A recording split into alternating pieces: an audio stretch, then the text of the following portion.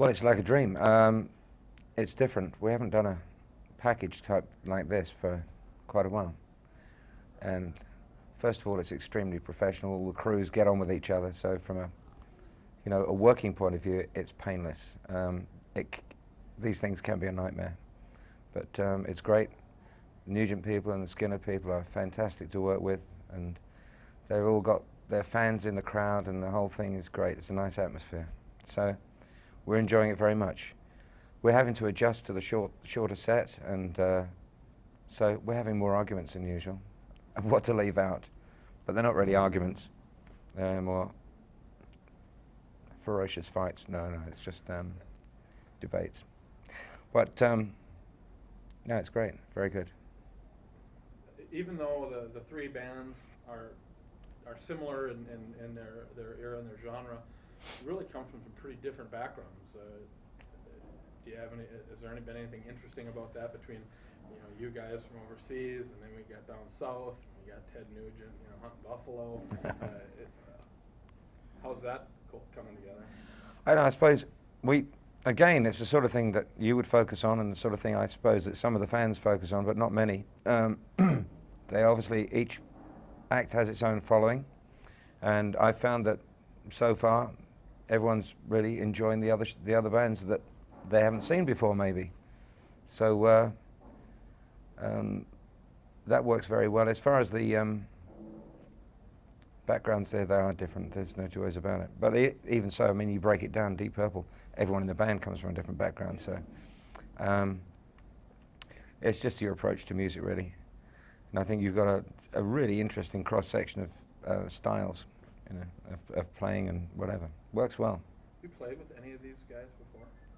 No. So this is the first time? Yeah. The Harris Show. Played with. I've appeared on the same bill as, just to close this one out. I was thinking about this the other day because people seem to be very intrigued about this Purple, Skinner and Nugent, and the disparity of the styles, if you like, or whatever. And I'm thinking, it's not that odd, really. I mean, it's just fine. I was thinking about the bills that I've appeared on with different people, different bands and whatever. Going back to being on the same bill as Otis Redding and Dusty Springfield and the Rolling Stones and Zeppelin and T-Rex, and going to London Symphony Orchestra, and last week I was singing a duet with Pavarotti in Italy. So this isn't so strange. It's good. How was that? It wasn't strange either. Nessun Dorma is really a classic rock and roll tune. It's actually obviously not. It's an aria from Puccini's Turandot, but I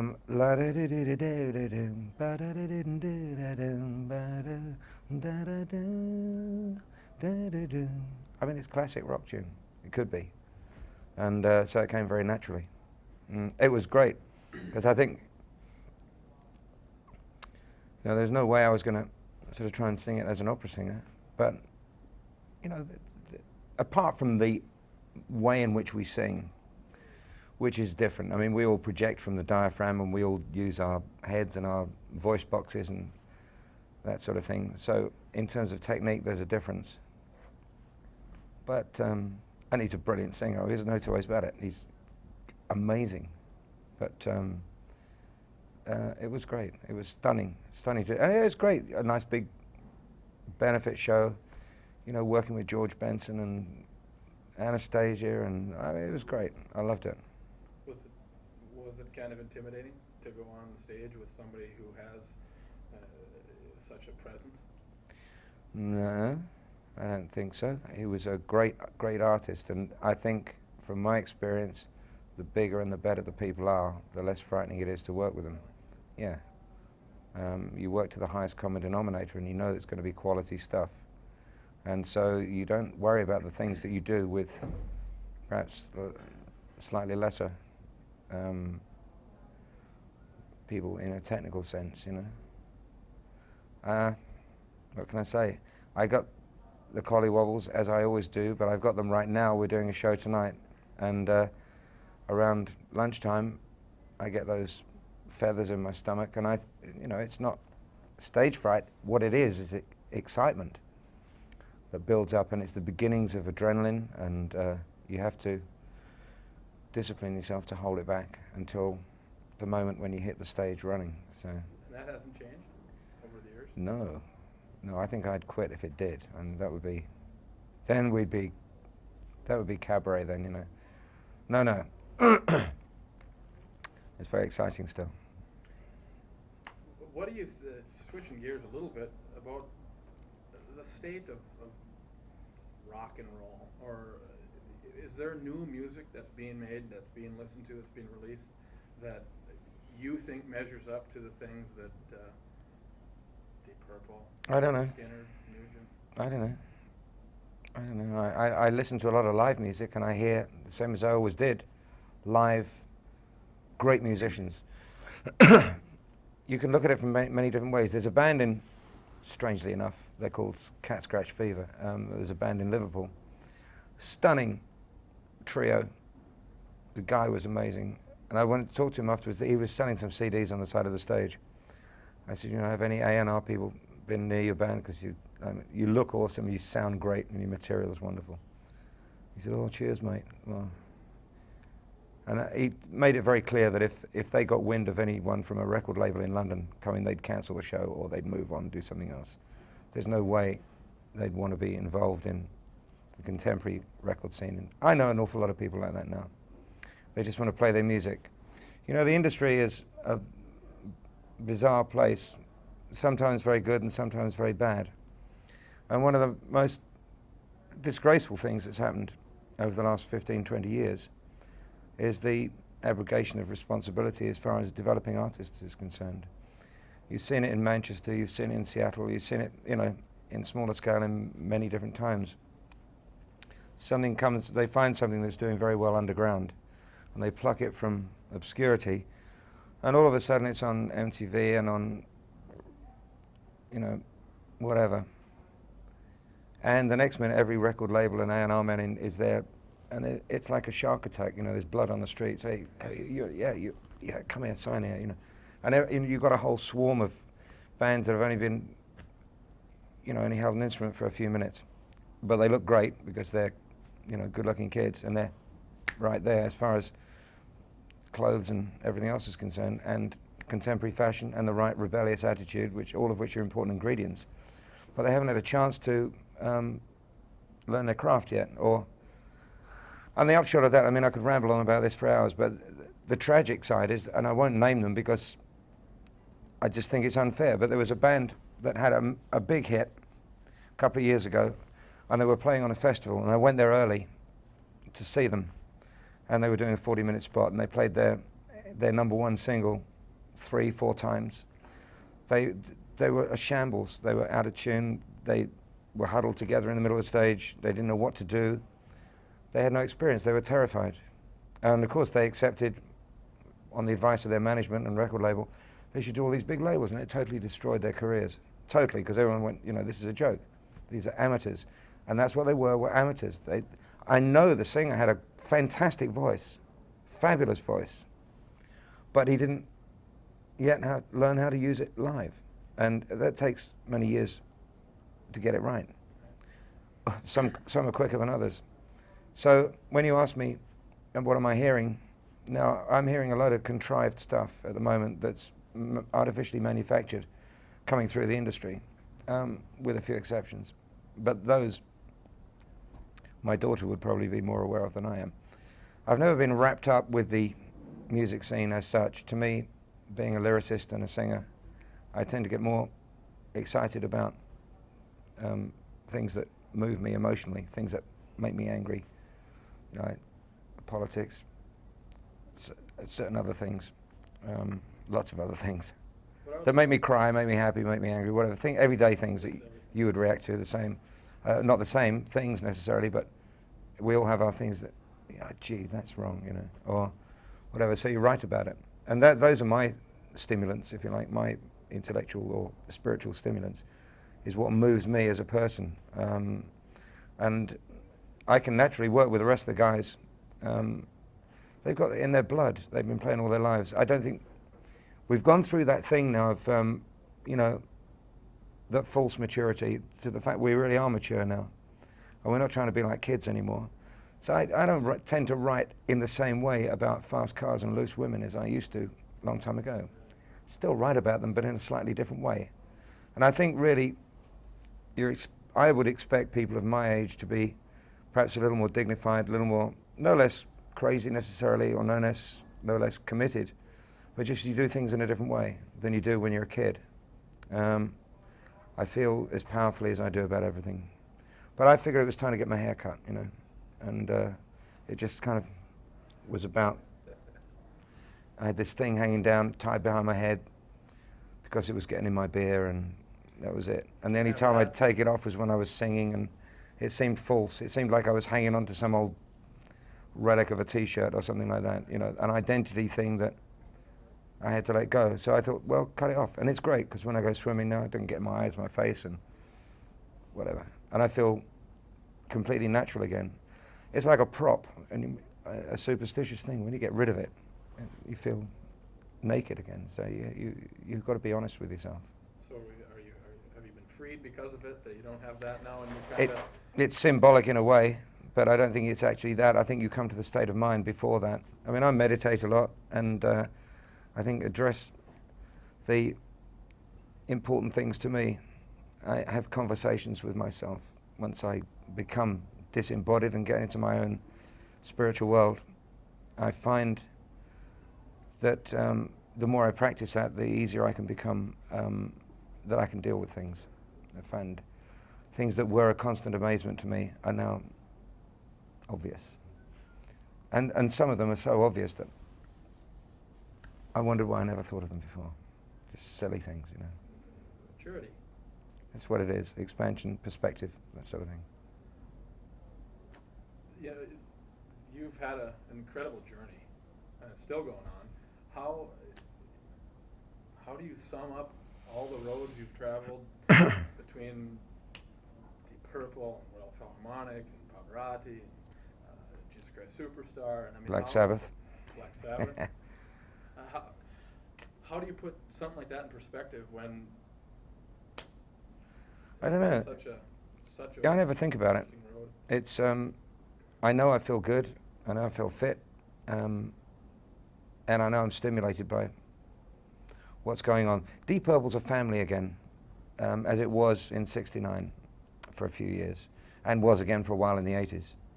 And it's really a family. I mean, Steve Morse has been with us for 7 years now, and you know, first couple of years it takes people a while to adjust within and without the band, but he's an integral part now. Very much. Well, we're all individuals, but we're a family, you know. And so I think that produces a confidence and a relaxation. And when you're relaxed and confident, you can be more expressive, instead of building this defensive little thing around you which protects what you've got already in case it gets chipped away at. So you develop a thick skin or something like that. You know. But right now, when we do feel confident, you don't mind people taking chunks out of you, because it doesn't hurt. How has the music making process changed within Deep Purple over the years? Not in the slightest. Really? One word sums it up: haphazard. That's it.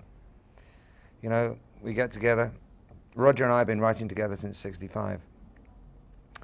We were in a band before we joined Purple together as a songwriting unit, as well as being a singer and a bass player. And so we get to the studio. An average day, not every day, but an average day would be Steve and Pacey are in there around noon in the rehearsal room, or one of the places we use in Florida, and you know, they'll just jam for an hour.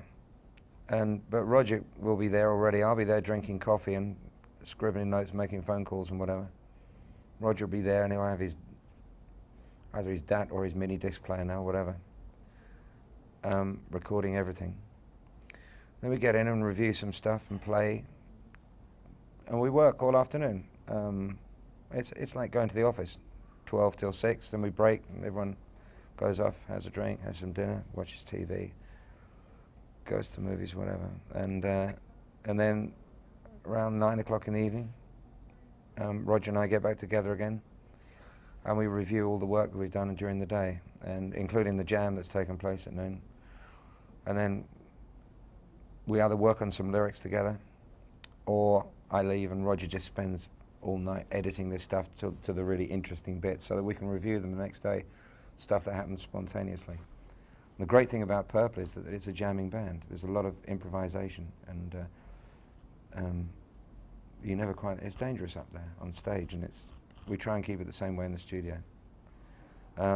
We're looking at a different process this time. The next album, I'm hoping, is going to be a producer involved.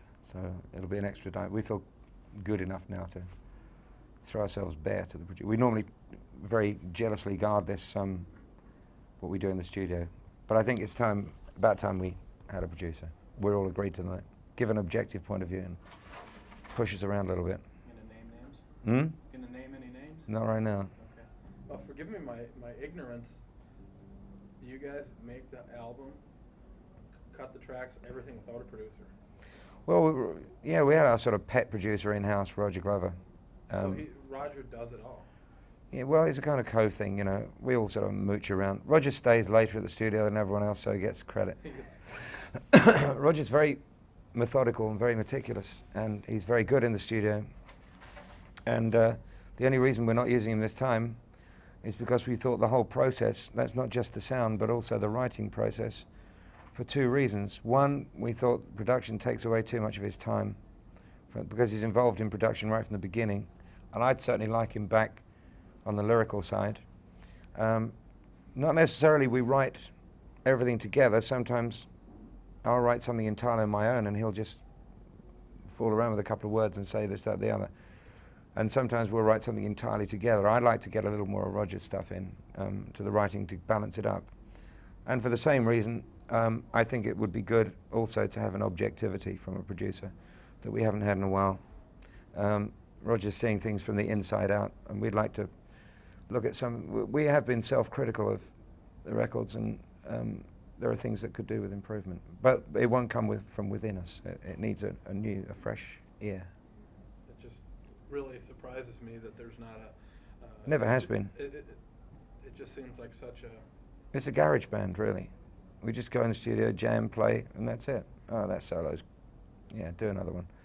Okay. And that's it. What does it make you feel if you're driving by a football field and you hear a band playing Smoke on the Water? It's great. I mean, Smoke on the Water I love.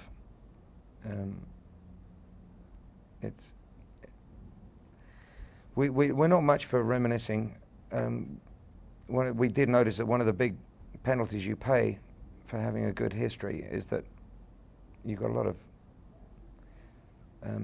baggage to carry around, and people do tend to want to be nostalgic rather than looking to the future. And that's our raison d'etre, is to always be expressive and challenge ourselves to something new. So we tend to be sometimes a little dismissive, and we don't mean to be rude, but it's, yeah, okay. And we still do a lot of those songs in the show. And that's, obviously, we're very proud of our history, but we don't like to dwell on it. But when you hear something, you go, yeah, well, that's nice. But actually, it's great when you're in a car driving past a situation like you described.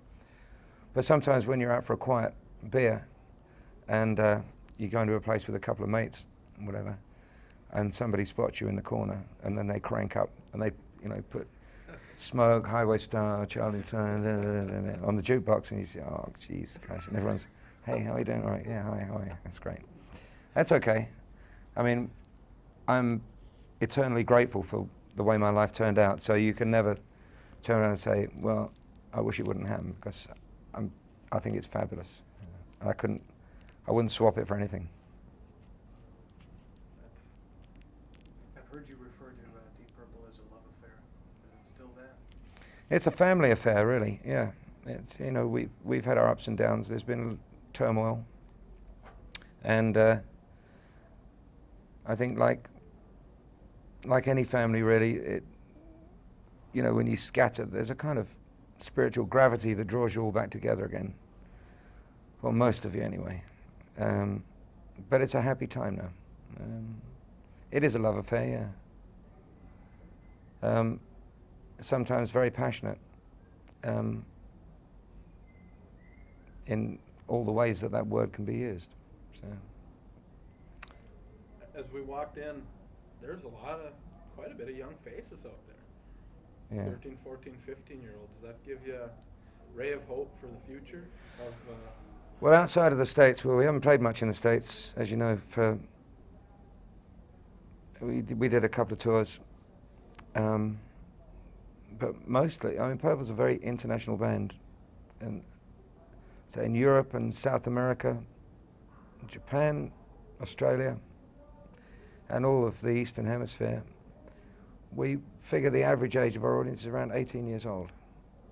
But you tend to get more extremes in America. You tend to get the people who are near our age with their kids. Yeah. And that's great. I'm grateful for anyone who buys a ticket. That's fantastic. And as for hope for the future, yeah, the only reason we exist is because we're very optimistic. And that's why we still practice. Because we figure that if you keep practicing, you'll be able to do it properly. And Steve Morse practices 8 hours a day. And, I work pretty hard on my lyrical stuff as well. So, yeah, there's a lot of commitment to it. A lot of these people that come along are actually stunned that there are still people who actually do care about playing their instruments. So, as opposed to, preening themselves and looking wonderful. Do you have anything else, Dan? I know you've got stuff to prepare for, but... Thank you very much.